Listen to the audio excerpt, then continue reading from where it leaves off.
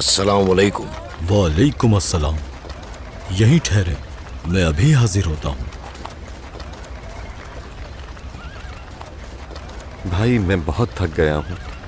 صبر کرو، ہر سوال کا جواب ہے یہاں، کیونکہ میں بھی اسی گھر کا ایک شاگرد ہوں۔ شاگرد ہیں آپ؟ بالکل درست سنا تم نے۔ السلام علیکم اللہ کے بندو، خوش آمدید۔ اللہ کے بندو، السلام علیکم فرزند رسول، درود ہو آپ پر اور آپ کے پاک آبا و اجداد پر۔ آنے میں کوئی تکلیف تو نہیں ہوئی؟ میرے مولا آپ کی زیارت کے انتظار میں نہ ہی وقت کا پتہ چلا اور نہ ہی سفر کی مشکلات کا احساس ہوا۔ اللہ کی قسم میرے مولا، میری حالت جناب عیسیٰ کے آسمان پر جانے کے بعد بالکل ایسی ہو گئی تھی جیسے ان کی حواریوں کی تھی۔ انسان کو اس وقت اس کی قدر ہوتی ہے جب وہ اس کو کھو دیتا ہے۔ شکر ہے آپ کی زیارت نصیب ہوئی۔ تم سے مل کر مجھے بھی خوشی ہوئی۔ اللہ رحم کرے حسن ابن سعید آوازی پر، جس نے تمہیں دین حق اور ہماری ولایت سے آشنا فرمایا۔ میرے مولا حسن ابن سعید جیسا ہی مہمان لایا ہوں میں۔ خدا تمہیں جزائے خیر دے۔ تم میرے جد جعفر ابن محمد کی دعاؤں میں ہو۔ انہوں نے فرمایا تھا اللہ رحم کرے اس پر جو بھٹکے ہوئے کو ہماری ولایت کی طرف رہنمائی کرے۔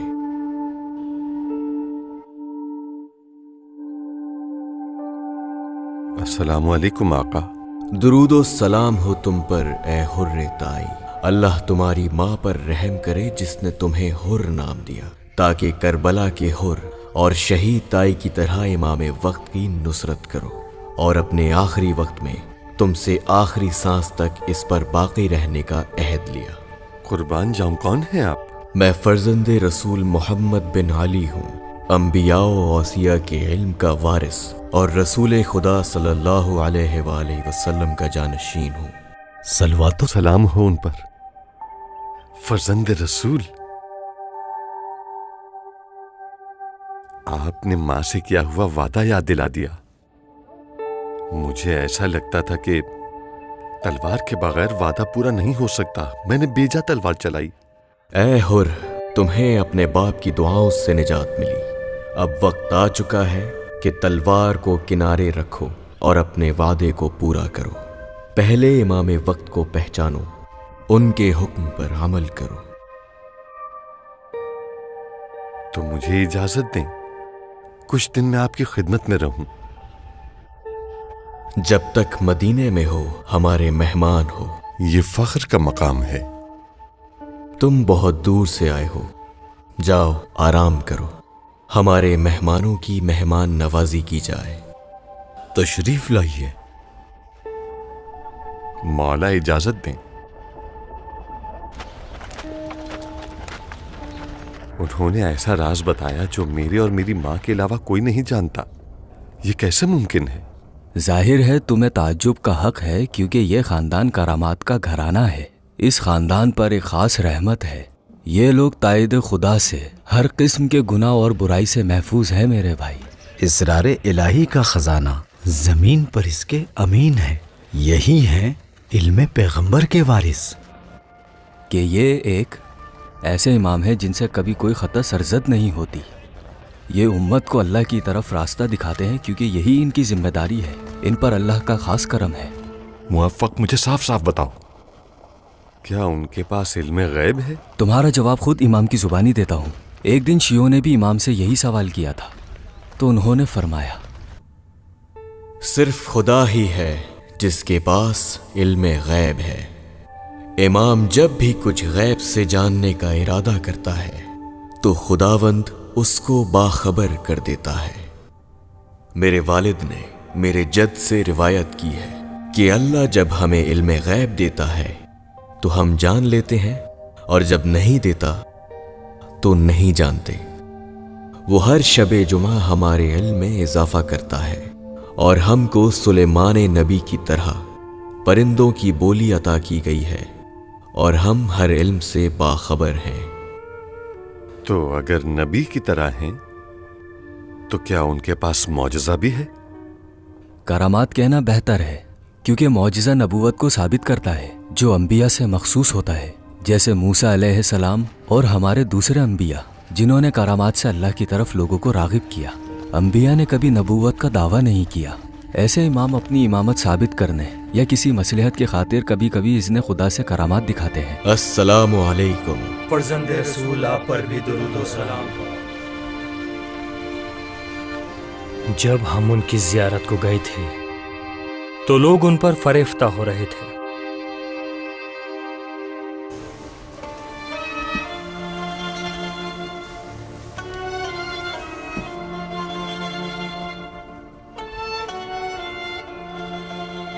ए जद्दे बुजुर्गवार, खुदा की कसम मैं गवाही देता हूं कि आपने अपनी जिम्मेदारी को अंजाम दिया, अपने बाद खुदा की तरफ अपने जानशीनों को पहचानवाया और खुदा के दीन को कमाल तक पहुंचाया।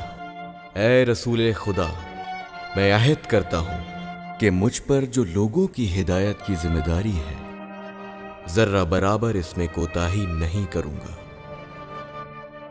बारे इलाहा रसूल सल्लल्लाहु अलैहि वसल्लम के सदक़े में इन तमाम लोगों की मुश्किलात को हल फरमा। रसूल और आले रसूल की हमराही जिसमें दुनिया और आखिरत की सआदत है, इनको अता फरमा। मेरे मौला, कोई हदीस बयान कीजिए कि जिसमें हमारे लिए रहनुमाई हो।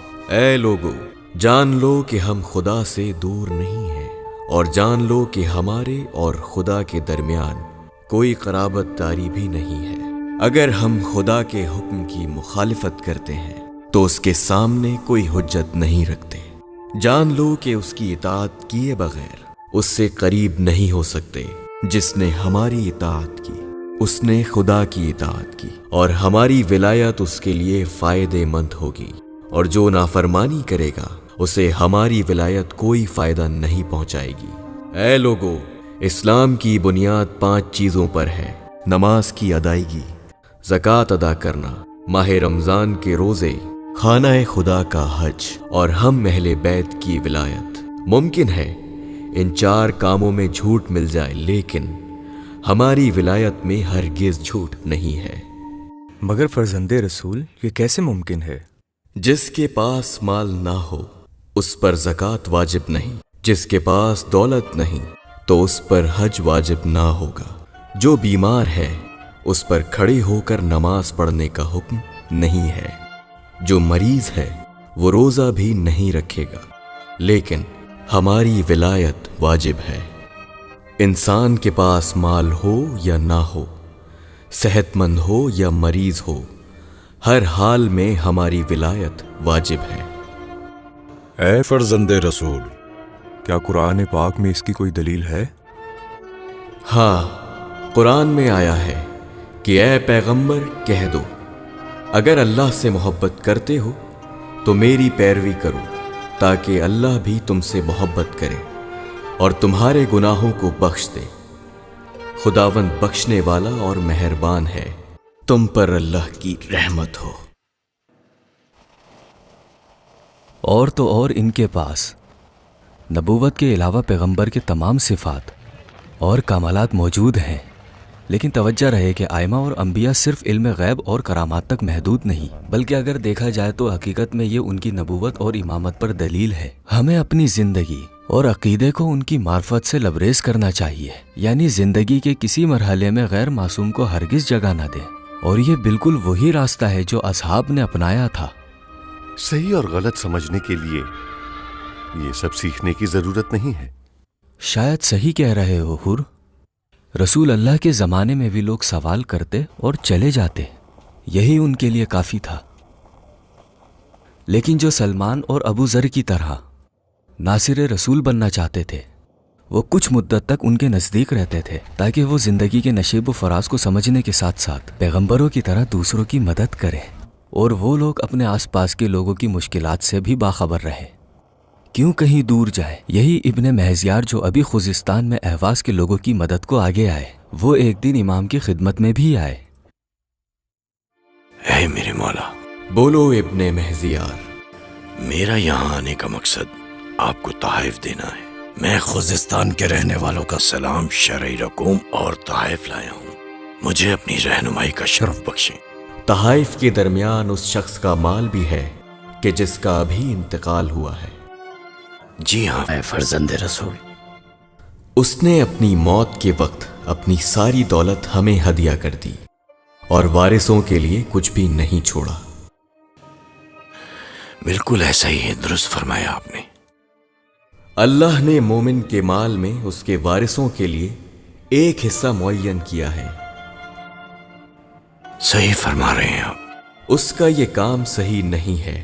سارا مال اس کا نہیں تھا کہ ہدیہ کر دے، لہذا ہم نے اس میں سے 1/3 لیا ہے اور باقی واپس کر رہا ہوں تاکہ تم اس کے وارثوں تک پہنچا دو اور شریعت کے مطابق ان کے درمیان تقسیم کر دو. ایک حاجت ہے. کہو ابن مہزیار. میرے مولا آپ کی زیارت مسجد الحرام اور مسجد النبی میں عبادت کی خواہش میں تھوڑا وقت رکنا چاہتا ہوں. مجھے اجازت دیجیے میرے مولا. وہاں لوگوں کو تمہاری ضرورت ہے اور ہماری نگاہ میں بھی تمہارا وہاں ہونا ضروری ہے. ہماری دعائیں تمہارے ساتھ ہیں. وہیں رہ کر ہماری تعلیمات عام کرو اور شیعوں کے مسائل کی دیکھ ریکھ کرو. اے حر، خوبیوں میں ہمارے مولا جیسے بننے کی کوشش کرو تاکہ تم خود بھی ہدایت پاؤ اور دوسروں کی بھی مدد کر سکو. تمہیں معلوم بھی ہے ابن مہزیار نے تمہارے لیے کیا کیا کیا ہے. تم بھی لوگوں کی مدد کر سکتے ہو. امام اور ان کے دوستوں کی راہ کو سمجھنے کے لیے مامون اور اس کے ساتھیوں پر ایک خاص نگاہ رکھنے کی ضرورت ہے. یہ بات ظاہر ہے کہ روشنی ہمیشہ اندھیرے میں بہتر نظر آتی ہے. شاہی قاضی القضا کا واقعہ سنا ہے؟ پڑھو، سن رہا ہوں. جو حکم میرے آقا.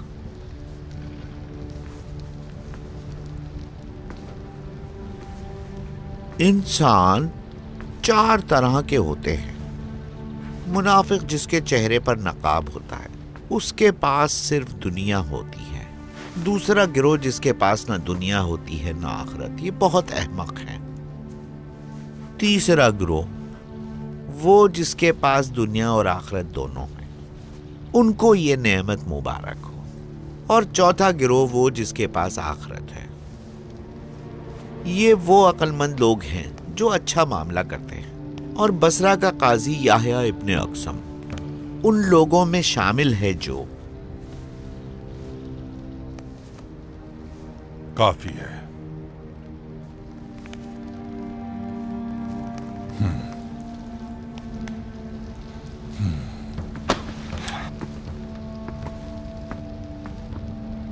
امیر لشکر، کیا تمہیں نہیں پتا خلیفہ نے مجھے بصرہ سے یہاں کیوں بلایا ہے؟ نہیں، مجھے نہیں پتا. بس اتنا جانتا ہوں کہ آپ کے بارے میں کچھ خبریں بصرہ سے یہاں تک پہنچی ہیں. یعنی کہ بصرہ والوں نے مجھے رسوا کیا ہے.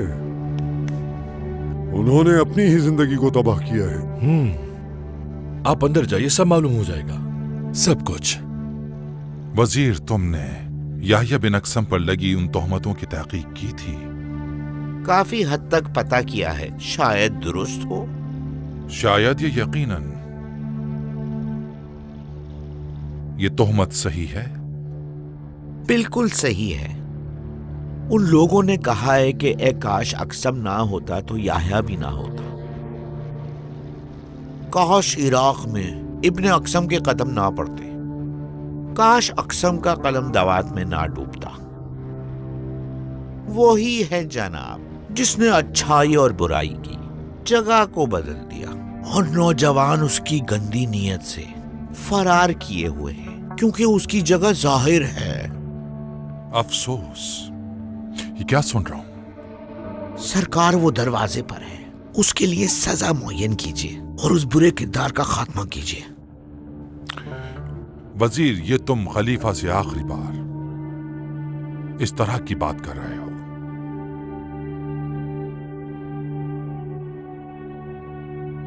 یحییٰ بن اقسم حاضر ہو.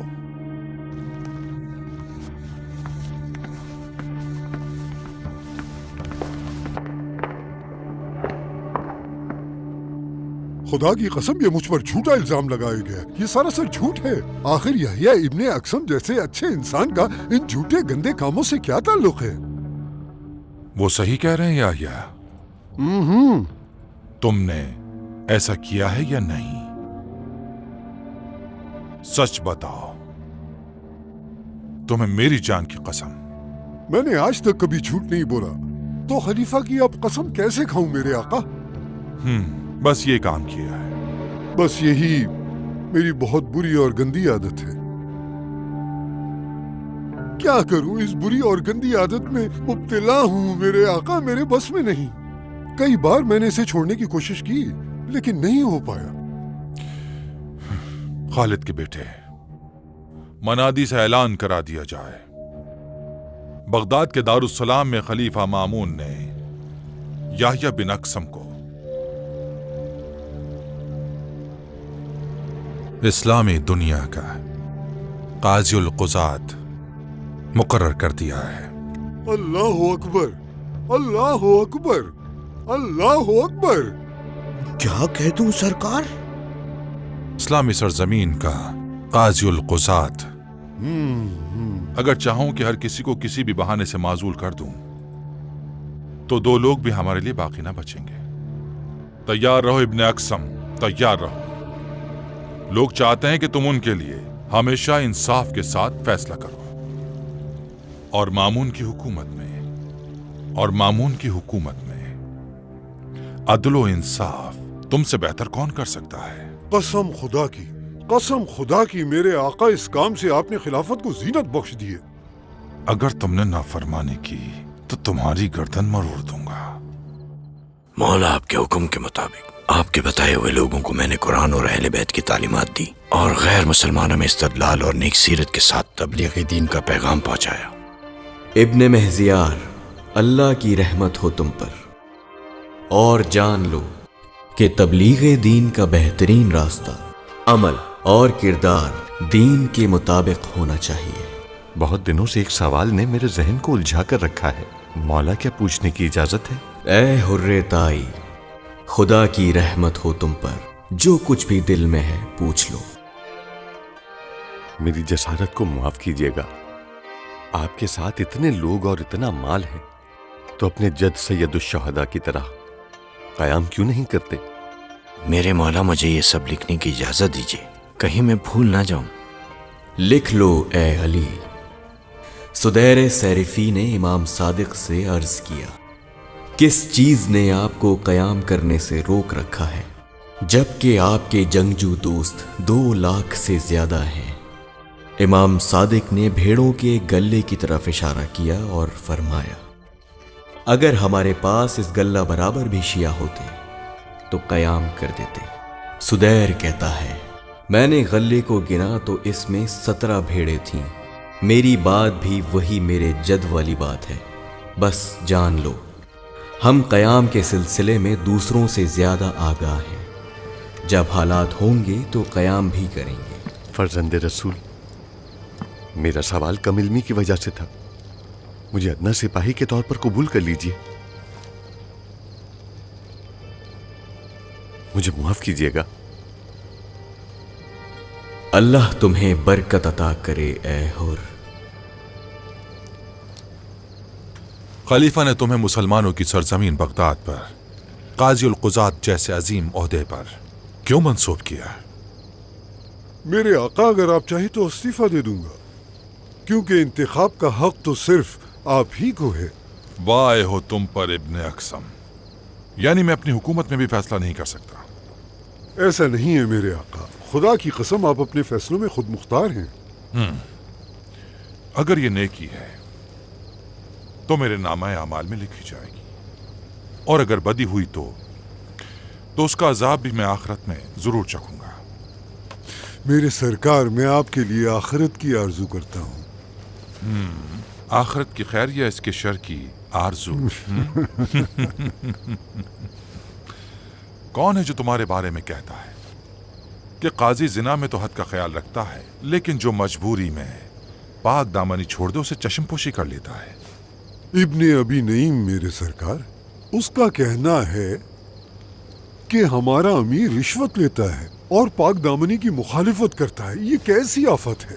اور جب تک بنی عباس میں سے کوئی امت پر حاکم ہے تو ظلم و ستم کا خاتمہ ممکن نہیں۔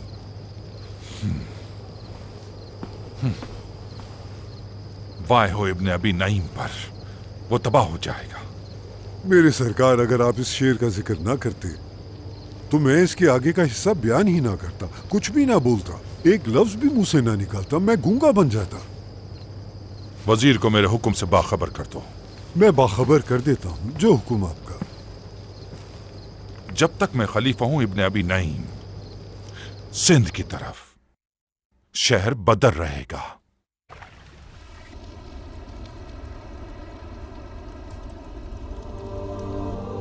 عليك وعلى آبائك السلام، عليك وعلى آبائك السلام، عليك وعلى آبائك السلام، عليك وعلى السلام۔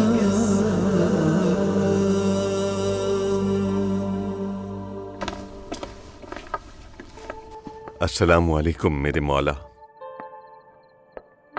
وعلیکم السلام۔ مجھ سے کوئی کام تھا؟ ہاں حر، مجھے تمہاری مدد کی ضرورت ہے۔ حکم دیجئے میرے مولا، میں حاضر ہوں۔ ذرا مدد کرو، یہ کھانے کا سامان اٹھاؤ، اگر زحمت نہ ہو۔ میرے لیے بہت بڑی سعادت ہوگی۔ میں چاہتا ہوں کہ تم میری مدد کرو اور اس کو مدینے لے چلیں، تاکہ ان فقیروں اور سادات کے درمیان تقسیم کر دیں جنہوں نے خلفاء کے ساتھ جنگ میں اپنے سرپرستوں کو کھو دیا ہے۔ آپ کا حکم سر آنکھوں پر۔ خدا تمہیں جزائے خیر دے۔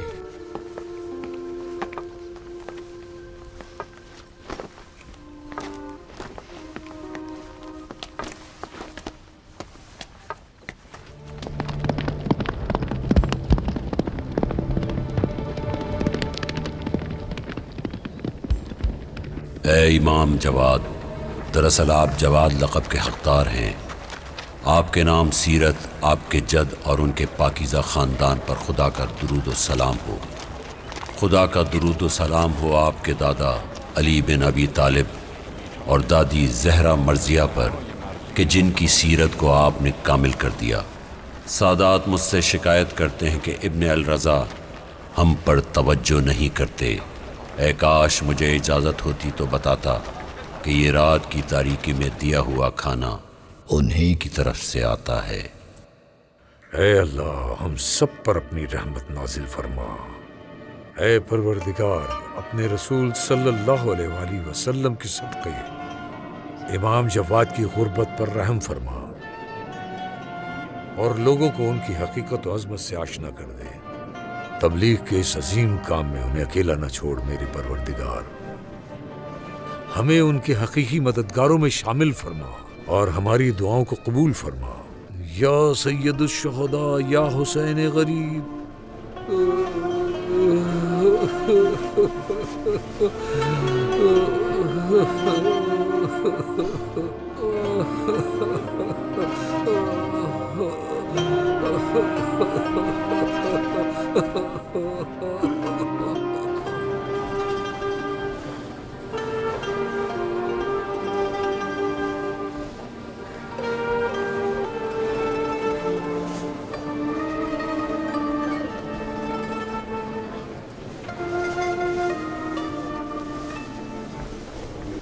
استاد، مجھے یہاں آپ کے پاس شہر قم سے یحییٰ ابن ابی عمران نے بھیجا ہے تاکہ میں آپ کا شاگرد بن سکوں۔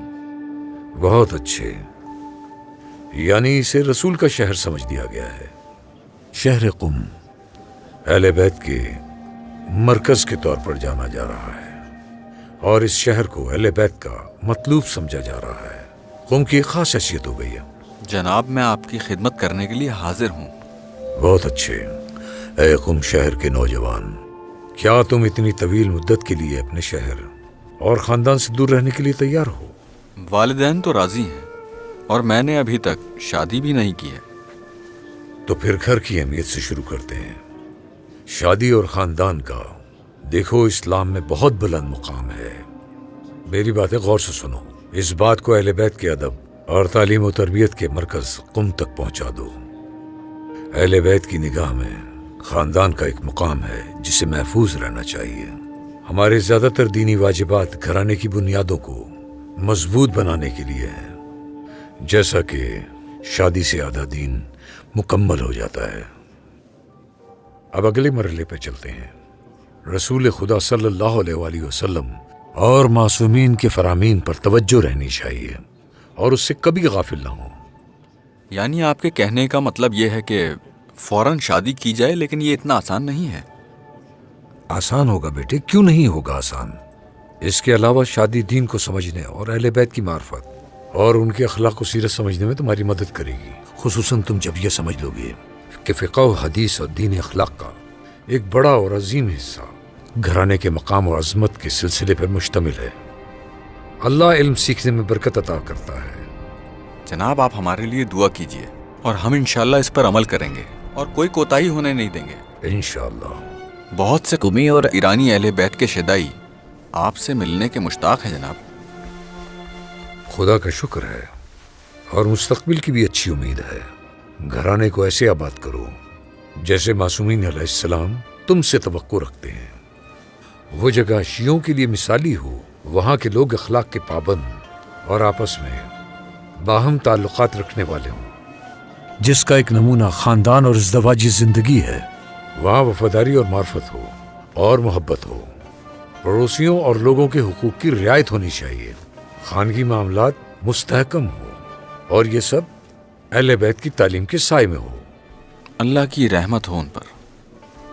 اس کے لیے محنت کرنی ہوگی، اس کے لیے ہجرت کرنی ہوگی. تب کہیں شیعوں کا مضبوط قلعہ بن سکے گا اور میدان جہاد میں ہی نہیں بلکہ فقہ و کلام کے میدان میں بھی معصومین کے نمائندے بنے. اس طرح بنے کہ معصومین کی تعبیروں کا مصداق قرار پائیں اور لوگوں کے لیے قابل تقلید بن جائیں.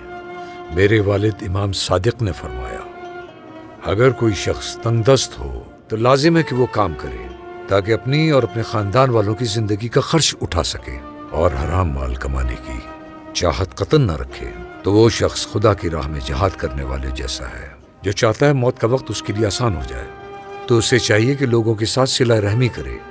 انشاءاللہ اللہ ہم پر رحمتوں اور برکتوں کی بارش فرما دے جناب. لبیک اللہم لبیک ان الحمد والنعمت لک والملک لا شریک لک لبیک لا شریک لک لبیک. میرے بھائی ہور، یہاں کیا کر رہے ہو؟ قبیلہ تی جا رہا ہوں تاکہ امام جواد کے حکم کے مطابق اپنے گھر والوں کو یہاں لے کر آؤں. انشاءاللہ ان کا آنا باعث برکت ہو. صرف برکت کے ساتھ. اس کے علاوہ تمہیں اور کیا لگتا ہے وہ صحرا نشین لوگ آئیں گے؟ بالکل آئیں گے بھائی، اس سے بڑی سعادت اور کیا ہو سکتی ہے. دعا کیجیے گا کہ وہ قبول کر لیں.